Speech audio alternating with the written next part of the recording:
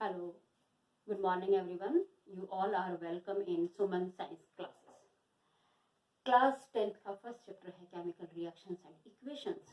उस चैप्टर को अंडरस्टैंड करने से पहले आइए मैं थोड़ी सी केमिस्ट्री के बेसिक्स से आपको रूबरू करवाती हूँ। इन केमिस्ट्री के बेसिक्स को समझने के लिए 9th क्लास में जो हमने स्टडी की है, जो मेन पॉइंट्स हैं उनके ऊपर हम फिर से फोकस करना चाहेंगे।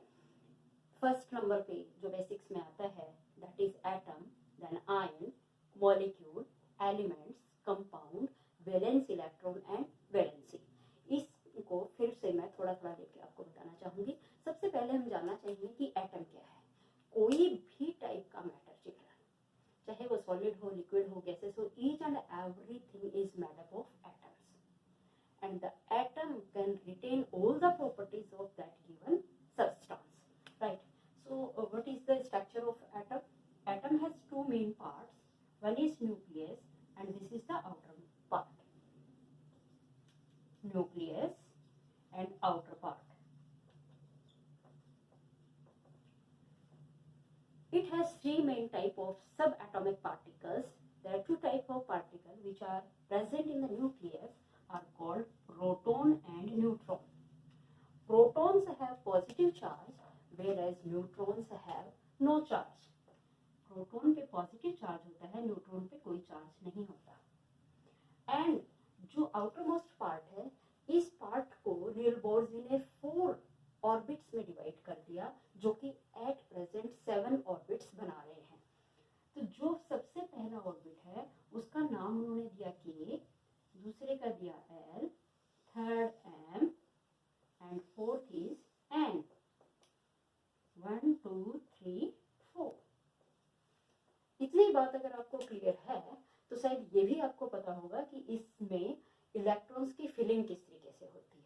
हम किसी चीज की डिस्ट्रीब्यूशन करते हैं तो क्लासेस की हो रही है, कोई सामान आपने ऑर्गेनाइज किया है, किसी डिपार्टमेंटल स्टोर पे आप जाते हैं, वहां पे भी चीजें प्रॉपर रखी हुई होती हैं। इन एटम के अंदर इलेक्ट्रॉन्स भी एक पर्टिकुलर मैनर्स में फिल किए जाते हैं, जो 9th क्लास में आपने पढ़ा कि एक स्पेसिफिक रूल है। That rule is called 2n square rule, where n represent the number of orbits. If you want to know how many electrons can accommodate in K cell, then you will place the value of K in this formula and you can find out the number of electron easily. 1 का square, that is 2. And how many electrons can distributed in the L cell? L में देखिए, L में n की numbering क्या है 2, so 2 का square is equal to क्या आ गया 4 and 2 8। M में थर्ड नंबर इसको दिया गया है तो 3 का स्क्वायर इज इक्वल टू 18 और n में इलेक्ट्रॉन्स मैक्सिमम आ सकते हैं चिल्ड्रन 32। तो ये एक पर्टिकुलर पैटर्न है जिसके अकॉर्डिंग डिफरेंट ऑर्बिट्स के अंदर इलेक्ट्रॉन्स की डिस्ट्रीब्यूशन की जाती है एंड इस डिस्ट्रीब्यूशन को अपने साइंस में नया टर्म दे दी गई है, that is called electronic configuration, right. अब ये इलेक्ट्रॉनिक कन्फिगरेशन हालांकि आप 9th क्लास में एक बार कर चुके हैं, लेकिन फिर जब हम एटम के बारे में स्टडी कर रहे हैं तो हमें इसकी कन्फिगरेशन से भी फिर से एक बार समझना होगा। देखिए, स्टार्टिंग के जो 1 से लेके 30 तक के एलिमेंट्स हैं, मैं उनके सिंबल लिख रही हूँ और उनके atomic number. You know what are the atomic number? The total number of protons present in a nucleus or the total number of electrons present in the outermost cell in a neutral atom is known as its atomic number. मैंने और word use क्यों किया? क्योंकि एक neutral atom के अंदर proton and electron दोनों same number में प्रेजेंट होते हैं। तो 1 से 30 तक 1 2 3 4 5 6 7 8 9 10 हमारे पास जो एलिमेंट्स आ रहे हैं, hydrogen, helium, lithium, beryllium, boron, carbon, nitrogen, oxygen, fluorine, neon. और इसका इलेक्ट्रॉनिक कन्फिगरेशन क्या हो जाएगा KLMN। K सेल में ही आएगा, एक ही इलेक्ट्रॉन है, जबकि इसकी स्टेमिना कितनी है अभी मैंने बताया आपको 2। हीलियम का फर्स्ट ऑर्बिट कंप्लीट, लिथियम में फर्स्ट में 2, सेकंड L ऑर्बिट में 1 इलेक्ट्रॉन,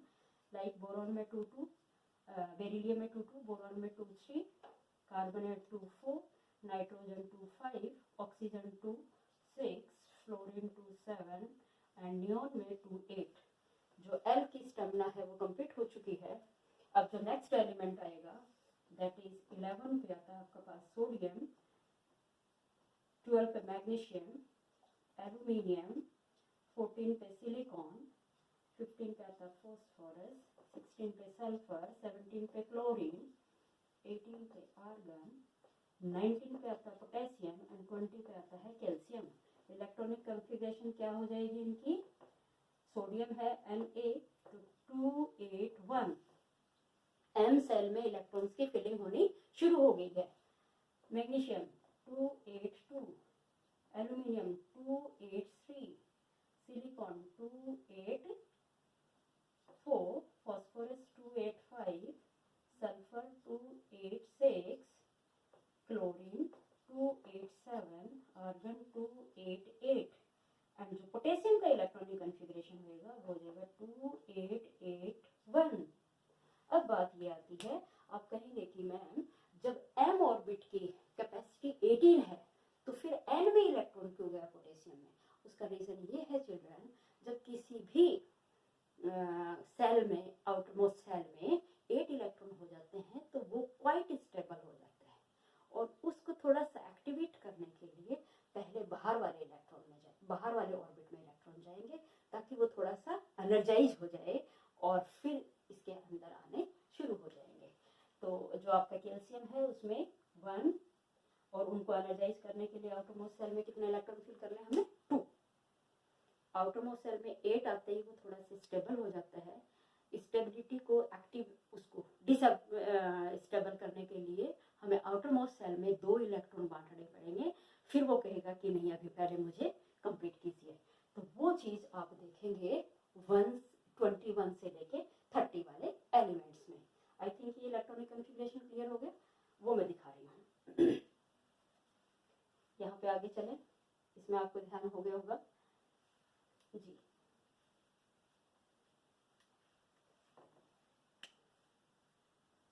ट्वेंटी 22, 23, 24, 25, 26, 27, 28, 29 एंड 30। इसमें जो आपका 21 पे आता है दैट इज कैडमियम, 22 पे टाइटेनियम, 3 पे वेनेडियम, 4 पे क्रोमियम, 25 पे आता है मैग्नीज, 26 पे आता है आपका कोबाल्ट, 27 पे निकिल, 26 पे आएगा आपका आयरन, 26 पे आएगा आयरन Fe एंड 27 पे आएगा कोबाल्ट, 28 पे निकिल, 29 पे कॉपर एंड 30 पे आएगा जिंक। राइट, अब इनका इलेक्ट्रॉनिक कॉन्फ़िगरेशन किस तरीके से होगा देखिए। इसमें फर्स्ट ऑर्बिट में 2, L में 8 और 2 हमने N में कैल्शियम के पास रख दिया था। अब इसके अंदर आएगा 21 में का जो इलेक्ट्रॉन होगा वो यहाँ पे 9, यहाँ तक 2 था, अब ये 9, अब इसकी फिलिंग शुरू हो जाएगी। 2, 8, 10, 2, 2, 8, 11, 2, 2, 8, 12, 2, 2, 8, 13, 2, 2, 8, 14, 2, 2, 8, 15, 2, निकिल का हो गया 2, 8, 16, 2, कॉपर का 2, 8, 17, 2 एंड जिंक पे आ गया 2, 8, 18, 2। ठीक है, जिंक पे आके आपने देखा कि जो m ऑर्बिट था उसकी पूरी कंप्लीट फिलिंग हो चुकी है। तो यहाँ जो यूनिफॉर्मिलिटी आपने देखी वो क्या देखी कि कैल्शियम से लेके जिंक तक के सभी एलिमेंट्स के आउटर मोस्ट सेल में 2 इलेक्ट्रॉन है। It means in valence electron कितने हुए? 2। तो इट मीन्स इनकी वैलेंसी सबकी क्या होगी? 2। अब वैलेंसी कैसे निकालेंगे ये भी हम कर चुके हैं कि अगर आउटर मोस्ट सेल में 1, 2, 3 इलेक्ट्रॉन है तो उस पर्टिकुलर एटम की टेंडेंसी होगी इलेक्ट्रॉन लूज करने की। अगर उसमें 5 और 5 से अबव है, 5, 6, 7 है तो उसकी टेंडेंसी होगी इलेक्ट्रॉन गेन करने की, so that it can attain the electronic configuration of nearby noble gases. nearby noble gases कौन कौन सी आ रही हैं? सबसे स्टार्टिंग में हमने हीलियम देखा, फिर नियोन देखा क्योंकि उसका कंप्लीट था, लास्ट ऑर्बिट में 8 इलेक्ट्रॉन थे। इधर आपको आर्गन का दिख रहा है, इसमें 8 है। तो जिनके लास्ट में 8 इलेक्ट्रॉन होते हैं वो नोबल गैसेस होती हैं, उनका ऑक्टेट कंप्लीट होता है। उनको न इलेक्ट्रॉन लूज करने की जरूरत होती है, ना गेन करने की जरूरत होती है। तो यहाँ पे जो एटम से related term valence electron and valency, ये भी आई थिंक क्लियर हो गया होगा। मैं चाहूँ कि मुझे बताइए बच्चों, पोटेशियम की या ये सोडियम आपके पास आ रहा है, सोडियम की वैलेंसी क्या होगी? सोडियम की, क्योंकि इसका इलेक्ट्रॉनिक कन्फिगरेशन क्या है 281। अब ऑक्टेट कंप्लीट करना है इसने अपना, तो आर्गन का ऑक्टेट अगर ये लेगा तो इसे कितने और गेन करने पड़ेंगे? 7 और इलेक्ट्रॉन। तो इसके लिए इजी चॉइस क्या है, इसको एक को लूज कर दे और ये अपना नियोन का इलेक्ट्रॉनिक कन्फिगरेशन गेन कर ले। क्योंकि अगर कोई एटम इलेक्ट्रॉन लूज करता है या गेन करता है तो उसे सेम अमाउंट में एनर्जी एक्सपेंड करनी पड़ती है, ये ध्यान रखना है।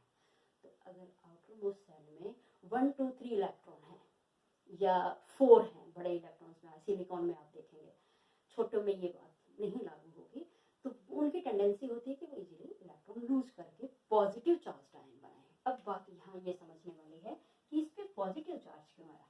देखिए जब ये न्यूट्रल था तो इसमें प्रोटॉन कितने थे? 11, इलेक्ट्रॉन भी कितने थे? 11। अब इसने क्या किया, एक इलेक्ट्रॉन लूज कर दिया, इलेक्ट्रॉन कितने रह गए? 10। प्रोटॉन अभी भी कितने हैं? 11। प्रोटॉन पे पॉजिटिव चार्ज होता है, इलेक्ट्रॉन पे negative charge. That's why sodium has 1 positive charge. अब अगर आप बात करो यहाँ पे क्लोरीन की कर लीजिए, Cl में प्रोटॉन कितने हैं? 17, इलेक्ट्रॉन कितने हैं? 17। इलेक्ट्रॉनिक कन्फिगरेशन क्या? 287। तो आउटर मोस्ट को कंप्लीट करने के लिए इसे एक इलेक्ट्रॉन और चाहिए, इसने एक इलेक्ट्रॉन गेन किया और गेन करके आर्गन का इलेक्ट्रॉनिक कन्फिगरेशन अटेंड कर लिया। मेजॉरिटी किसकी हो गई? नेगेटिव चार्ज की, इसलिए क्लोरीन पे आता है negative charge. So this is how the ions are formed. Second term, atom, और एटम से आयन कैसे बनेंगे? इलेक्ट्रॉन के लूज करने से या गेन करने पे। लूज करने और गेन करने की बात डिपेंड करती है वैलेंस इलेक्ट्रॉन पे। अगर तो वैलेंस इलेक्ट्रॉन 1 2 3 और 4 हैं कार्बन को छोड़ के, तो उनकी टेंडेंसी होगी कि हम इलेक्ट्रॉन लूज कर दें, लूज करके पॉजिटिव चार्ज आयन बना लें। अगर इलेक्ट्रॉन 4 से अबव है वैलेंस इलेक्ट्रॉन, तो उस पर्टिकुलर एटम की टेंडेंसी होगी कि इलेक्ट्रॉन गेन करके noble gas, near by noble gases का इलेक्ट्रॉनिक कन्फिगरेशन अटेंड कर रहे हैं। तो जितने वो इलेक्ट्रॉन गेन करता है और लूज करता है, that is called valency of that particular element. अब एलिमेंट क्या चीज है? एटम समझ में आ गया, आयन समझ में आ गया। जब कोई एटम इलेक्ट्रॉन लूज कर देता है या गेन कर देता है तो उसके ऊपर चार्ज आ जाता है, and that charged particle is called ion. What about molecule? Molecule कैसे बनता है?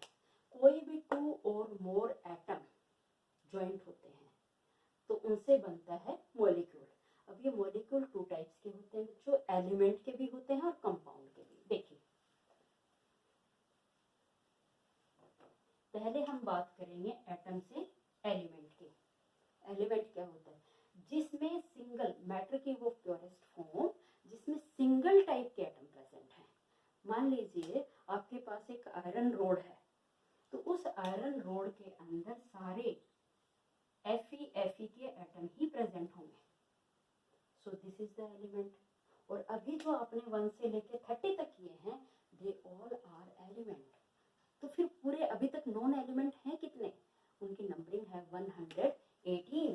118, ठीक है। इसमें से कुछ मेटल हैं, कुछ नॉन मेटल हैं, तो कुछ मेटलॉइड। कुछ एलिमेंट ऐसे हैं जो इलेक्ट्रॉन लूज करने की टेंडेंसी रखते हैं, कुछ ऐसे हैं जो गेन करने की रखते हैं, और कुछ दोनों का बीच का नेचर लेके एग्जिस्ट कर रहे हैं हमारी सराउंडिंग में। यहाँ तक बात क्लियर होगी आई थिंक। तो element, the purest form of matter having a single type of atom. अगर आपके पास हाइड्रोजन गैस है तो उसमें HH एटम प्रेजेंट होंगे, ऑक्सीजन है तो उसमें O प्रेजेंट होंगे, नाइट्रोजन है तो उसमें NN प्रेजेंट होंगे। तो ये हो गया एलिमेंट, ठीक है। अब अब जो मॉलिक्यूल होते हैं वो इस एलिमेंट के भी होते हैं तो कंपाउंड के भी होते हैं। ये मॉलिक्यूल कब बनेंगे? फ्यूजन ऑफ टू और मोर एटम्स।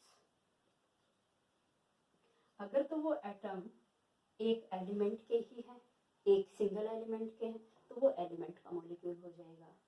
हाइड्रोजन का लीजिए, हाइड्रोजन का एक एटम दूसरे एटम के साथ बॉन्ड बना के, इनके बीच में बॉन्ड बनता है बच्चों, कोवेलेंट बॉन्ड, तो वो बना देता है H2।